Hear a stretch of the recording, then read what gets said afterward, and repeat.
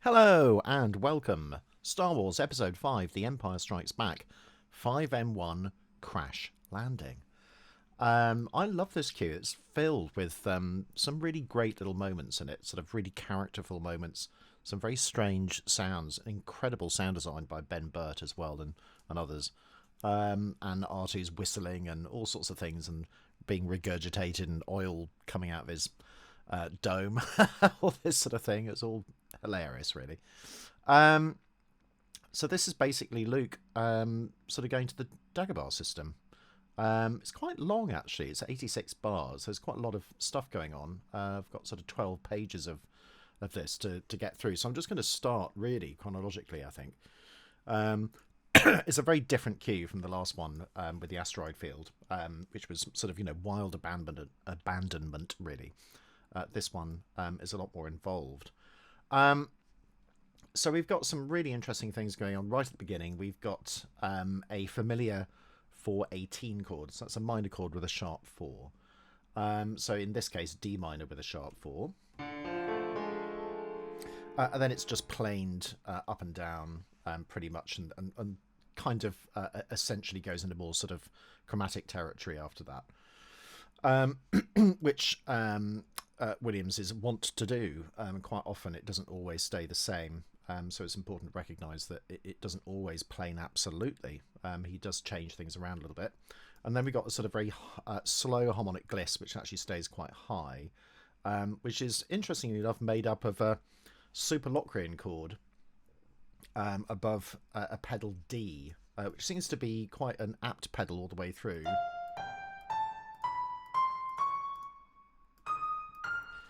There we go.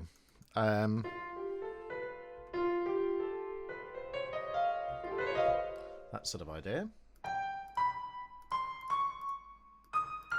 Yeah, interesting.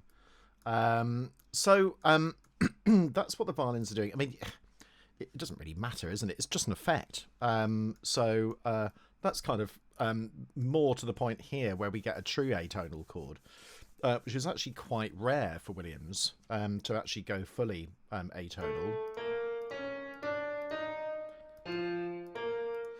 Then adding an F on the top of that, or on the bottom of it as well, which is sort of supporting this clarinet figure.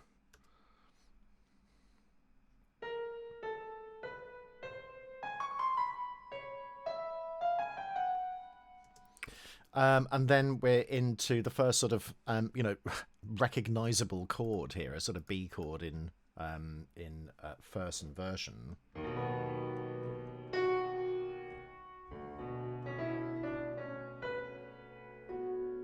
Which is really lovely. That sort of B minor chord, add 2, or add 9, I suppose, but without any 7th. Hence add 2. But obviously lots of people would do that differently. And then we get this lovely sort of harp effect with the bassoon as well, which is sort of interesting. Or maybe it's clarinet. I can't quite remember. It could be bass clarinet. Oh, yeah, bass clarinet. Absolutely. I have actually written it. And it is almost chromatic at that point as well. So we've got sort of a 6-note chromatic cell, sort of quite angular, like that. And then it's sort of very similar sort of imitation at that point. Again, those bits are quite hard to sort of fathom, really, because like Williams does a lot, he doesn't always stick to one particular sort of design. It's everything combined, and that's what makes it really difficult when you kind of try and emulate his style, because you can't just go, or just write an octatonic piece today. That doesn't work. It's everything combined. So here he's got sort of little bits of 4/18. But then he's got sort of an altered scale, he's got atonal moments, he's also got the force theme with standard harmony, and then the added sort of little rub as well. So there's all sorts of things going on, and that's kind of what dominates everything. And then we've got a really atonal section here at bar 9, 10 and 11, where we got all these sort of glocks and vibes and strange sorts of sounds. So an unordered 8-note atonal set alongside another 6-note atonal set, and then a 7-note atonal set. They're not in a tone row, and there's no relationship between them. And then we've got a diatonic B minor chord with all the notes in it as well. And then it obviously changes at that point as well. It was really, really extraordinary. And then a little familiar just at the end. You can barely hear it on the film, but it just is there. It's his little kind of technique to bind everything together. We can think of it as a sort of almost a sort of force balance in between, hexatonic, Hungarian minor, atonality, minor scales, all sorts of different things. And then we got this major second and major third. That does happen quite a lot in this film, I've noticed. That sort of idea. Sort of going outwards, a sort of diverging progression of some description, of which this is one, actually. So it starts with a major second, it goes up to a very wide interval by the end, which is really interesting. We don't actually hear those flutes. I can't hear them on the film version, but they are there in the soundtrack, another recording of the soundtrack version. Then we've got sort of more atonal sort of moments. We've got a nice little example of a very well-spaced A minor, but with a major 7th chord. That's a lovely spacing. And it goes back to a dyad. And then back to another dyad as well. Dyads should never be underestimated. Then we've got a full octatonic scale with a wonderful outline, with just a little bit of filagree.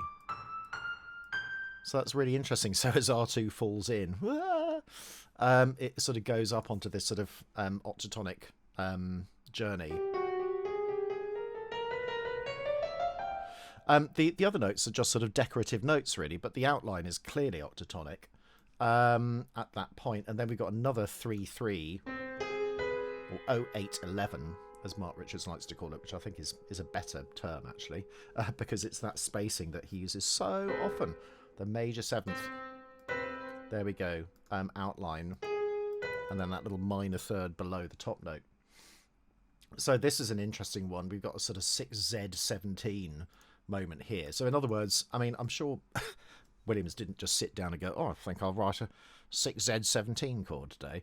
No, he's just sort of thinking of what's gnarly, what's atonal, but isn't derived from one of the standard sets. And this is a good example of where he diverges away from the predictability of only relying upon Hungarian minor, hexatonic, octatonic, that sort of thing, doing something a bit different.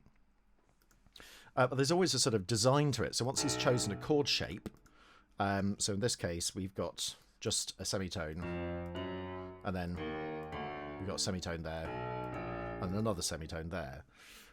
Then he'll just sort of exploit it and just repeat it. But as I say, that 3-3 often binds those things together as well, concurrently with what's going on. And that's all happening along the same time as this. You know, it happens in the space of a few seconds. On the piano, it sounds very strange. It's just a mess, but it's supposed to be. That's the whole point. So, and then, you know, just a little bit of blend when the bassoons and clarinets come in, basically with the low strings. Then we got a little ambiguous dyad, F and G, our little major 2nd point. Then we've got little just intervals, you know, this sort of idea, major 7ths, and we've got a sort of augmented octave, and then major 7th again, and then a little sort of cheeky 731 shape here on the harp. It's a lovely sort of, I mean, extraordinary sort of, really, really wonderful at the end as well. Just really helping these other sort of clarinets and flutes and woodwind. I've seen that written down as a C in some of the scores that I've had access to. It's not, it's an E. So I've changed it because it's wrong in the live film versions. I hope they changed that. Then we got a little sort of E flat minor, but with a major 7th chord here because of the D coming in from this bit, because it sort of finishes. And then R2 appears as well. This is where we get an amazing, lovely droid theme. I just love this theme so much. So I've numbered it according to Frank Lehman's thematic catalogue. It's number 13 droids. And it's just jaunty.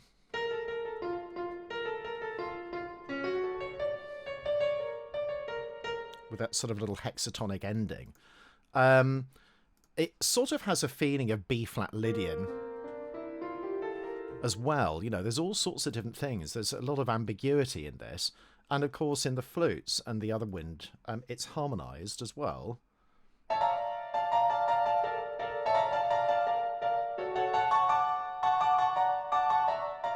Like that. So we've got this sort of lovely B flat major 7th, 420, with a little auxiliary note. And then combine that with the horns with this little bass. It's quite funny.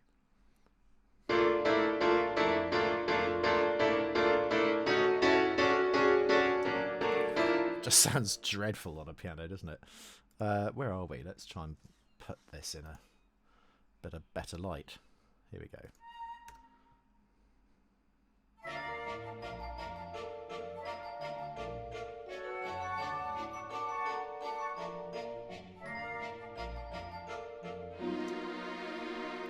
Love that chord that we just got to. Yeah, so you know, mostly those. We got little bits of sometimes half diminished chords, a very, very rare minor 7th chord, basically just as a sort of adjunct, really, to help this along. And then another 420s, major chords with a major 7th, and then major chords with flat 6s as well, which is another very, very common, basically the Star Wars chord, really. And that sort of reappears. Also notice that the pizzicato is often off the first beat of the bar and comes onto the second beat of the bar as well. And of course it has a different sort of rhythmic feel. 1, 2, 3, 4, 5, but. It's 8/8. I mean, it could still probably just be written in 4/4, I guess, but I've seen it written down like this, which is sort of strange, but there we go. But I've said it's an iconic typical Williams accompaniment in repeated horns with spiky and often offbeat pizz bass. What takes this beyond triadic harmony are the added rubs of major seconds and third inversions, like that.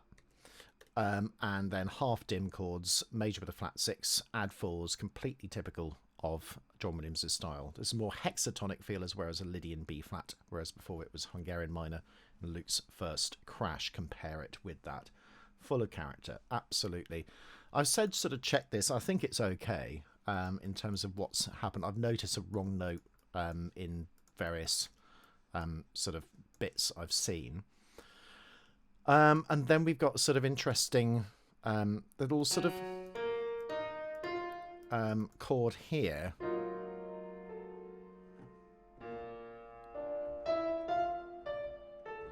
And it's sort of everything's sort of, he's all right. And then suddenly he's not.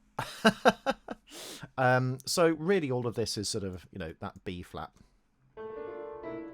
is characterized by all of that. And all of these notes are derived from the same sort of thing.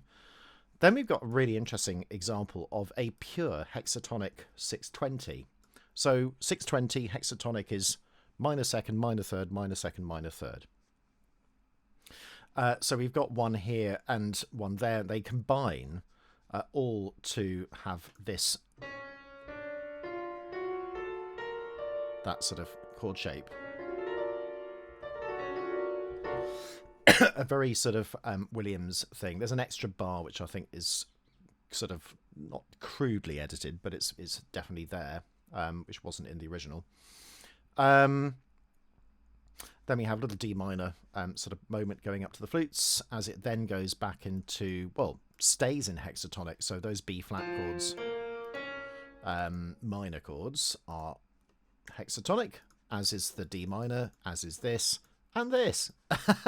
And it only really changes here where we get into an alpha chord situation. I forgot to take off the playback options for this for my patrons who get access to this eventually. We can see an alpha chord formation here. One in the bottom section of 4 notes. Don't know if you can see that clearly. So those are the 4 notes. So it's 1 in the bottom section and 3 in the top as well. And you get that really nice sort of alpha chord formation at that point. This one is 4/12. Doesn't really matter. It's derived from an octatonic scale where you have one diminished chord and another one a major 7th higher, like that.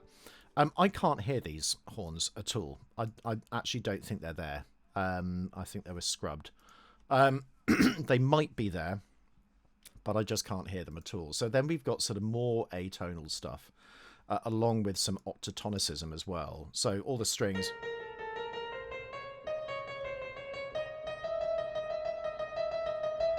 all octatonic at that point. There's another sort of D pedal going on as well in the trombones, and then we've got these very spiky, really gnarly sort of trumpets, which don't really accord too much with what's going on. There's little moments of octatonic, but different transpositions.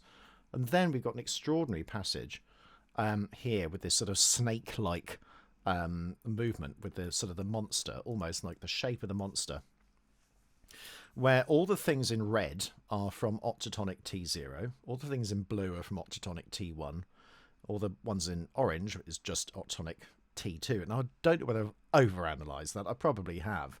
But essentially he's mixing octatonic sets and then using that as a basis to try and find sort of sequences which then lead on to essentially a sort of atonal section, but they're derived from an octatonic mixed octatonicism, with the odd anomalous note as well, which doesn't accord with anything, which are the ones in green.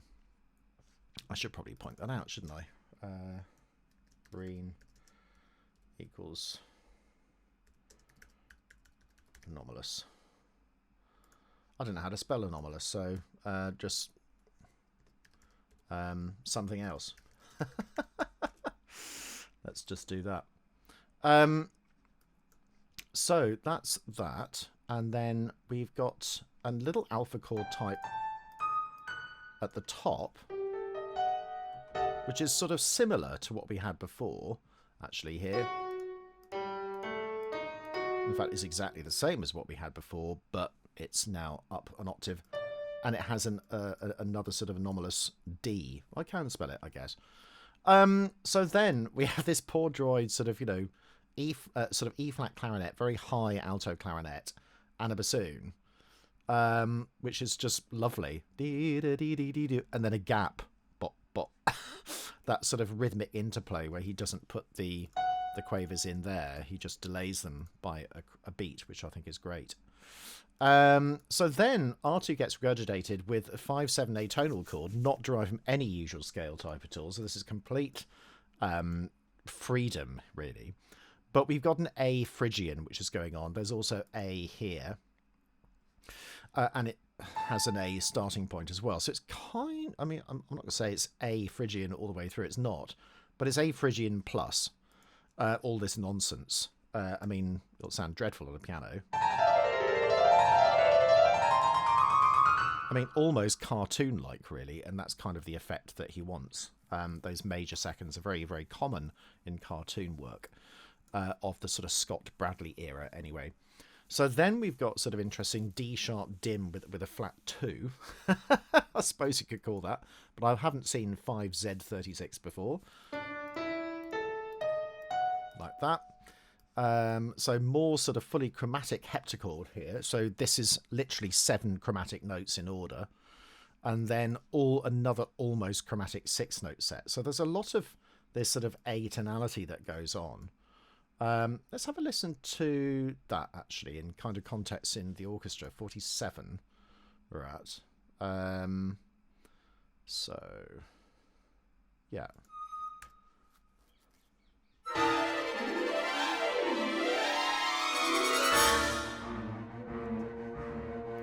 And then it kind of stabilizes a bit after that.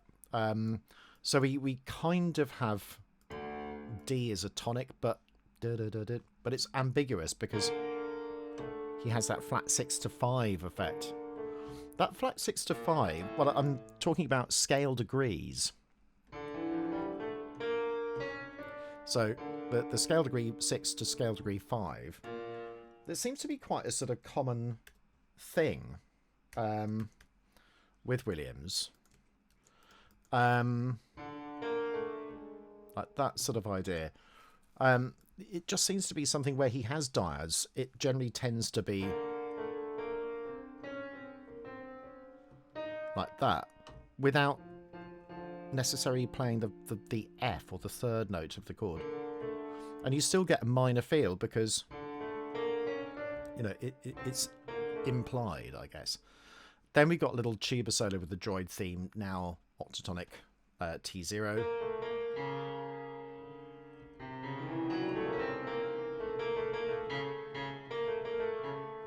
And then I can't hear those horns at all. I think they're removed again.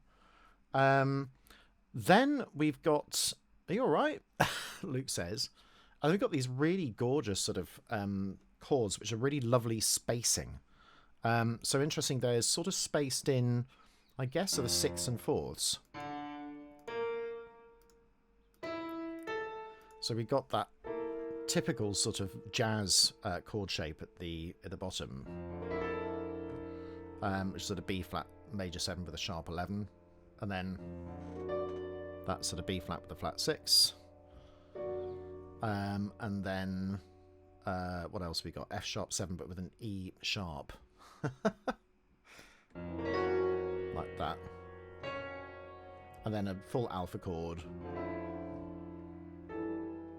and then and then a relaxation, which is really interesting. It's a sort of, you know, he's gone from very, very gnarly, and he's just gradually bringing it back down until you get sort of the relief, tension release chord of this. But I love how it's quite angular in terms of the the outer note values of that, or the outer notes anyway. And then he's got the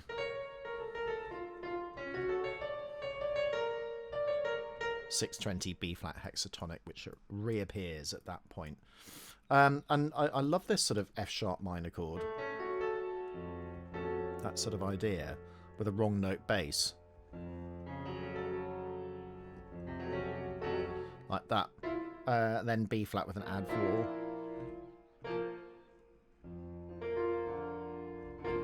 And then we got another hexatonic moment of here in the harp. Let's try and play a bit of that.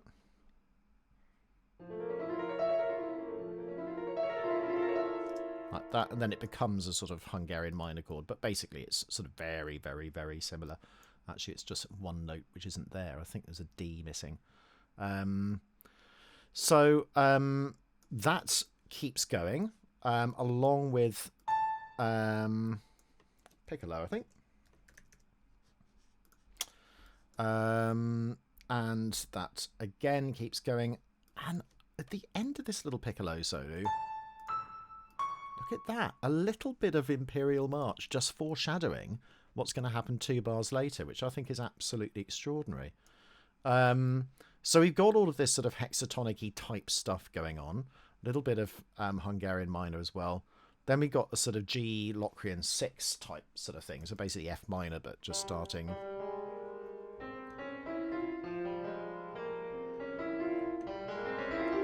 like that, sort of G Locrian 6 type thing, which was carefully pointed out to me the other day, with a politely by a viewer, so thank you for that. And then we've got the Imperial March, which reappears strongly in C, with all of this little bit of filagree at the top, and a sort of full theme of the A statement. And then we've got this really interesting sort of little chord, which I've always sort of thought, what is that? And it's very carefully done.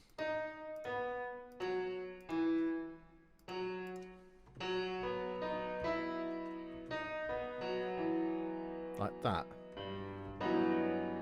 So it feels like a sort of, very much a sort of suspended type of harmony.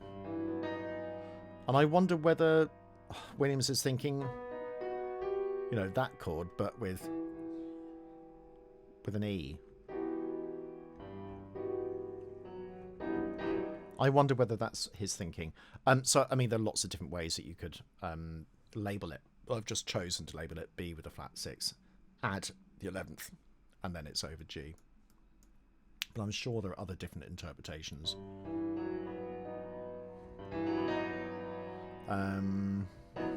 So yeah, really, really nice chord, snazzy. And that appears partly alongside that Imperial March. Then we got a minor chord with a major 9th, a sort of pan-diatonic E minor chord.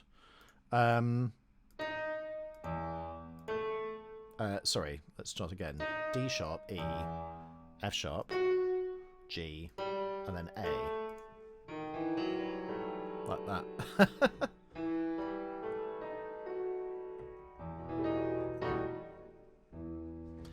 And then it goes into C. I can't hear that piccolo after the E flat clarinet of the little of that little hint of droid at that point. Or is it hint of droid? I don't know. It could be a danger motif. Let's do that. Because I think that's the time where Piet is about to talk to Vader. And then we get Imperial March in D with a full wind. With an interesting sort of slightly changed bass line there. I haven't put always the exact inversions.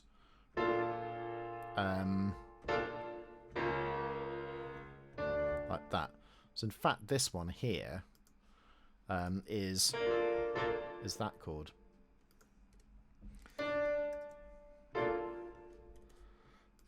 Which is interesting. So major 7th chord. That should be minor. Don't know why I didn't put minor there. And ends up on D minor at that point. Then we got a nice little sort of B flat major minor chord.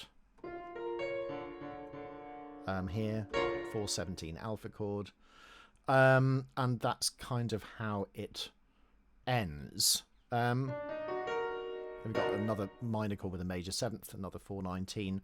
And then this sort of semitonal slip, which is actually we've heard before. I didn't realise it was in this cue as well. Just slightly changed, along with a sort of chromatic death knell, pseudo-Uranus motif. That was close. C, and then I've done a little sort of thing here for YouTube, so you can sort of cut into it. That will take you to the planets by Holst. Bomb, bomb, bomb, bomb, bomb. Like that. It's interesting. I wonder what that makes, actually. I should have researched this before doing the vid, but let's put them in. So D, C sharp, F sharp, B flat. What have we got? Guess what? It's a 419. It just doesn't sound like it. Yeah. Yeah, it's one of those weird ones where it's the chord shape which is the augmented sort of B flat chord, but with a 9 as well. So that's really interesting. I didn't know that before. So let's put that in. This is how I do all my sort of reductions, by doing that. And then... no, it's just hopeless. This new sort of text stuff is just so slow compared to what it was. So that's a little 419. Like that. I wonder what if I put that in as a... that's it. What on earth? No.